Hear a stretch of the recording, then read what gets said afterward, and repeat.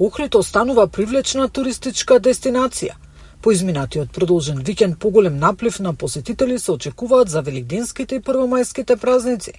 Во викендите најбројни се гостите од соседните земји, но не изостануваат ни европските и тоа претежно оние кои се дел од балканските тури.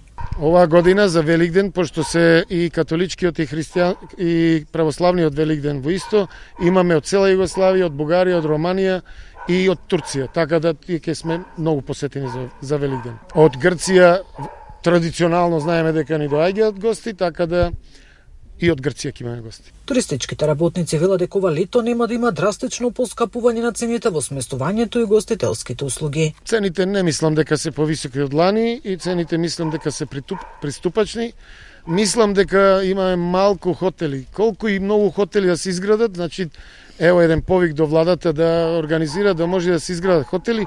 Оваа сезона се очекува зголемување на бројот на туристи кои ќе доаѓаат и преку Охридскиот аеродром Свети Апостол Павле. Во текот на летната сезона и летниот ред на летање во 2025-та ќе има 7 редовни летови со 6 авиокомпании. Нина Ритоновска, Сител телевизија.